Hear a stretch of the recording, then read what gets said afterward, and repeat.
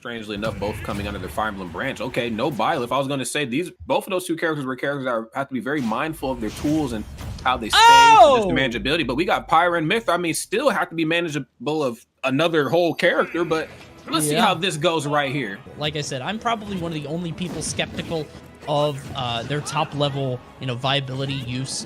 But I think if Leo pilots pretty much any character in the game, they're going to be a force to be reckoned with. We've seen him do it before, even with Byleth, and now we might see it again with Pyra as he has Rinku off at the ledge. Oh my goodness, and the oh my god, look at the fancy footwork already. But of course, I mean, as much as I'd like to be surprised, I'm actually not, because I agree with what you said, Connie. I mean, MkLeo, for God's sakes. But also, we don't want to take too much away from Rinku. I mean, Rinku's a phenomenal player in their own right, but unfortunately, we won't see it on that first stock. You get 2, maybe 3 hits. You have an insane advantage state. Like, your opponent is now in the air in a bad spot, but they don't go from, like, 0 to 60, 0 to 50 like Mario or like Bayonetta. You know what I mean? It's just more about stringing them together. Ooh, big footstool off the side B. Not quite an extension that's guaranteed, but one that'll work just the same, as Leo going crazy on that one. Eats a big smash attack, though, from Rinku. Well done. Those are some very considerable buffs that, Robin had gotten in Smash 4. And then, of course, carrying over here into Ultimate. But we're going to have to see how those buffs carry out over into the next match, because MkLeo just absolutely I mean, when you talk about putting somebody in the blender, you're going to have to look MkLeo up for that. Anime sword characters, explosive stuff. So we'll see if he can make it work. I'd like to see it, yeah. I mean, you got to get your hands on Pyra and Mythra first, and that's kind of the struggle. I mean, once you see stuff like this happens, and then, you can start chopping away at the lead, but you figure both of those two characters, regardless of one's faster, one's slower, they just outmove Robin. So you're going to have to be very well thought out on how you're going to try to get him, because this character is already longer than you. But wow, that stock gone. Great back air just right off the ledge, and finally has a lead. I like to see what he's going to do with it. And now Rinku has a lot of control over the flow of this match. But yeah, because of that. Because it feels like they could just sort of set up on the side. Big up air there, catching him off the platform. Rinku can now determine the pace of the match for really the rest of the match, because they're at 3 stocks. Meanwhile, Leo at 0 on the last one. Oh my god, and a shield break. Goodness, what's about to go down here? Okay, fire. Okay, delicious. I need a little more percent back. Wow, that was scary business here. I mean, we've seen Leo, of course, in some very dominant positions, but then we've also seen him get blown up. So I'd like to say, what? Wait a minute here. Huh? Okay. That's crazy. I've never seen forward smash go that far. Very traditional. I mean, usually a person who plays a swordy like MkLeo knows how to punish a neutral. Get up! My God, what is going on here? I'm a little surprised Rinku didn't go for like another down smash there. He shielded that entire string of Leos, and Rinku definitely, I think, had a little bit more time to take off the stock, but he just went for the jab instead. Doesn't matter. Zaps him, the fire into the electricity. That'll do it. Has to find his way back on stage. Ooh, tries to go for the grab. Excellent spot dodge by Leo. Instead, even has to chase him down while the sword's gone. He doesn't do it. The jab's gonna knock him back off stage. Okay, what's it gonna be here? Has to get back to the ledge. Off the mark with the dare, the forward air, always with the great coverage. Strong option. Uh-oh, I'm out of fire. Yeah. Will cast the recharge, gets the neutral air. Not enough to KO just yet, though. Goes for the up, he gives him stage with it. Not a good spot to be in, and beats him to the swing. Again, like I said, the aerial just commitment, just the aerial respect. I mean, all the words about the aerials, I mean, they really fall onto the court here. Ooh! Big aerial, not enough to KO. Rinku's got to find her way back, and down air will land, just covered so far under the stage. This character is explosive in a lot of ways, as you see right there. I mean, just lands with forward air, boom. I mean, that lead, those 12 hits that you just put on Robin, you just equalized it with just forward air or back air. I mean, here we go. I mean, yes, the double fire into the up air. I mean, it never stops here from Robin. Yeah, it's just a constant flow. Oh, no! He got bonked. It happens. Yeah, that's, oh, man, that's tough. Oh! Okay, all right, hold on. Let's even it out. The spacing is so real right here from Leo.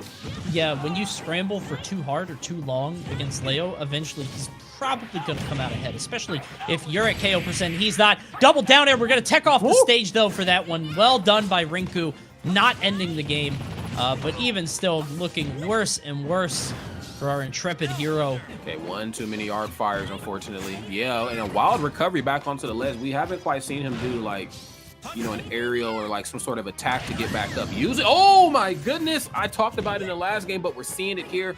Great dunk. Kind of almost checking him a little bit, letting him know I can do that too. It's not as cool, I guess, but I can get it done.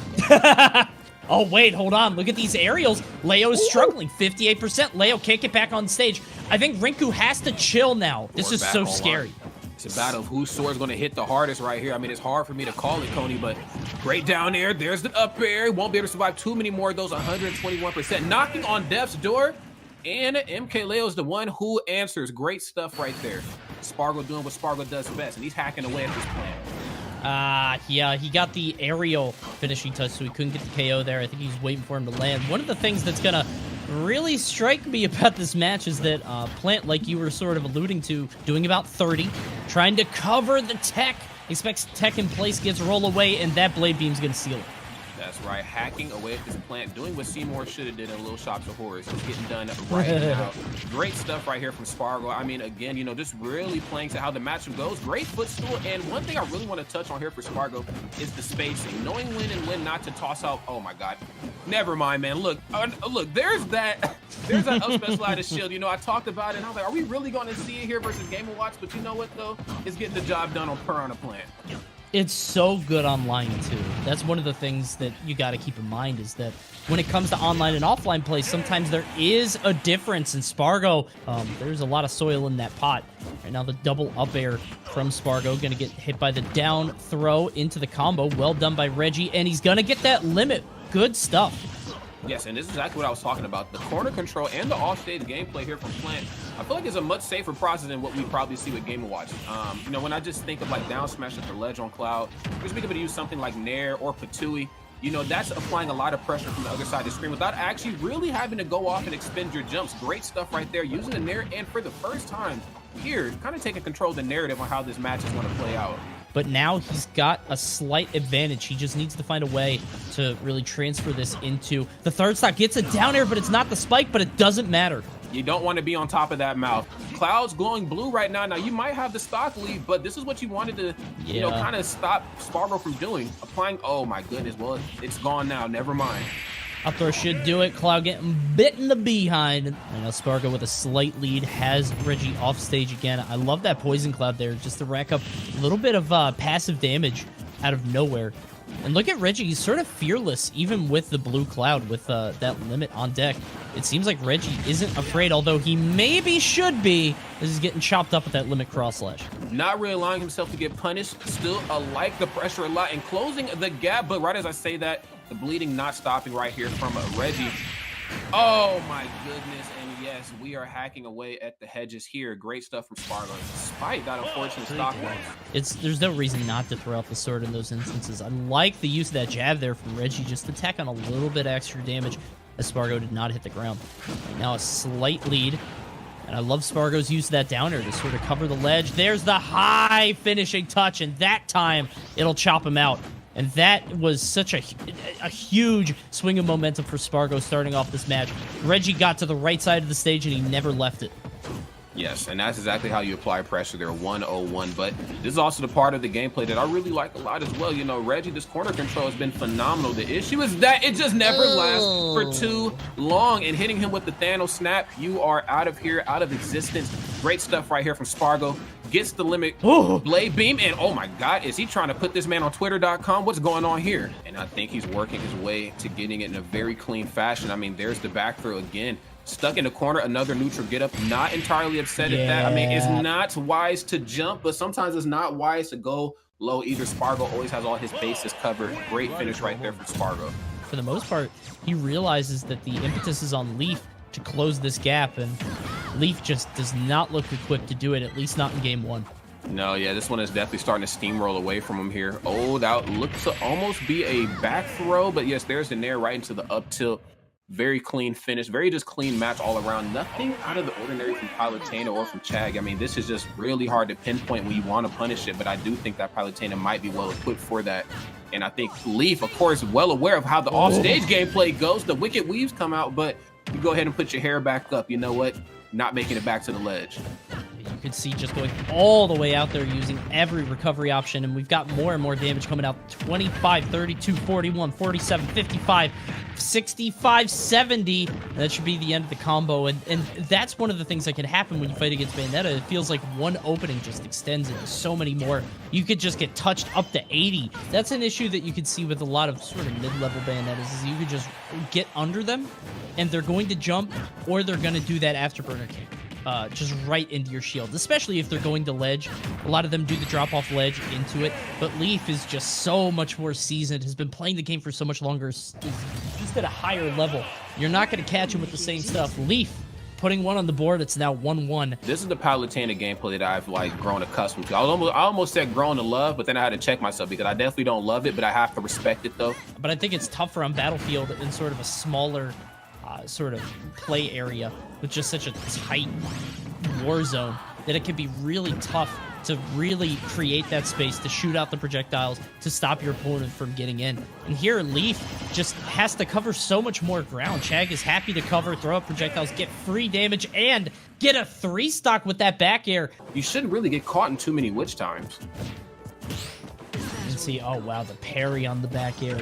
Just so much damage. There it is again, the neutral air into the up tilt. How they finished the the third game as well. Sonic has sucked since Sonic 3. Yeah, and I remember when the game was first announced, when everyone wanted to play Ridley, people were so excited Ridley was finally in the game. And after like a week, people were like, ugh. Actually, that's not true. After a month, people did that. After a week, people were like, yo, this character has stuff. And all they were doing was neutral airing and sometimes up smashing in the opposite direction. And they were like, yo, that's busted.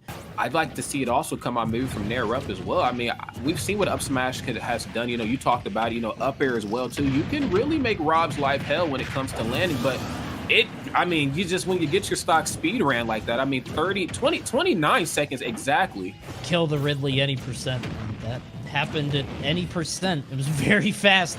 Right now, 71% on Rob. Gonna drop the top, do a lot of damage. Side B, not enough to KO just because Ridley a little bit too heavy for that, but not particularly. Down air, gonna hit the stage. Not that time, though. 71 on Bonilla, and I don't know if Ridley's the play. Gonna hit that neutral air off stage. Oh, I love the use of the invulnerability there from Nair, by the way. Just excellent timing getting all the way through the up air. And he's still going to make it back. Just barely hits the back air. Not going to lose his stock, but that should be able to make it. Yeah. But you can see this, man. Look at this huge hurt box. You can't get around all these hits. There are too many hitboxes, too many projectiles. Ridley just can't navigate this asteroid field. He's very good at pushing the advantage and getting, you know, Bonilla off stage. But yes, you know, back here once more is too big of a hitbox to try to move around. And then it comes down to trading. Because then if you look at the... oh, my God. Huge explosion there. But if he cooks them and they explode before they get to me, then I'm in trouble. But if they hit me, then I reflect it. So now you have an internalized battle of, do I want to try to absorb this? Because I can only absorb for so long before I have to throw this. It's like... a little bit too scared. The C4 will explode.